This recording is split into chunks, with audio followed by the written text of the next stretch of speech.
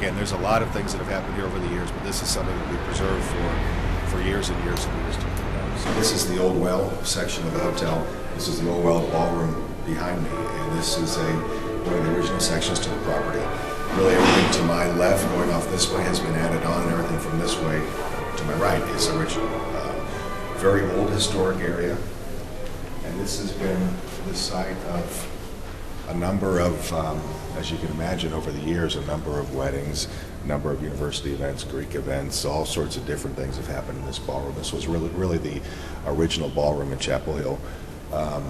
And there's a lot of, when we had the ghost hunters here a couple years ago, they picked up a lot of activity in this area with their paranormal equipment. There were things that they found.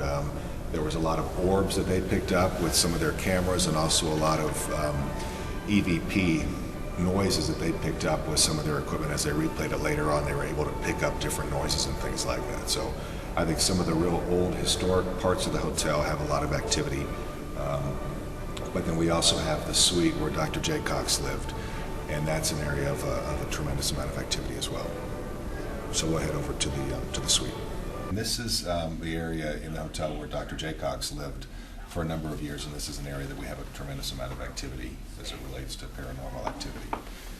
And again, he's a friendly ghost, so the things that we've heard about him over the years are really things as it relates to smells and scents like that. A lot of things people will talk about flowers.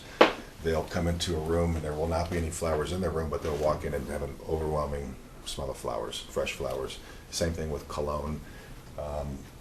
But again, he lived in the hotel for a number of years and was a real prankster, is what the staff has told us, that in the older days, people didn't just stay overnight in the hotel for a couple of days. They lived, and it was more like an apartment type of setting versus a hotel, at least in some areas of it. And so he was here for a long time, and just became very friendly with the staff and was just kind of just a nice old gentleman who joked around a lot with the staff, and so I think in his legacy now with the activity that we have in the hotel is the little pranks that go on. There can be things that are moved around in the guest room. There's been some stories about doors being locked behind somebody when they didn't lock the door, it just happens to lock behind them. But the majority of the things that we hear revolve around the fresh flowers and the cologne. Those are the two things that really pop up the most. But this is the suite where he lived. And so, for the number of years that he was here, he was obviously spent a lot of time in this area, and so there's still he has some strong connection and strong feelings to this space because he comes back frequently. And again, with the activity that we've experienced in the hotel, and it's certainly not tremendous, but enough that it's interesting to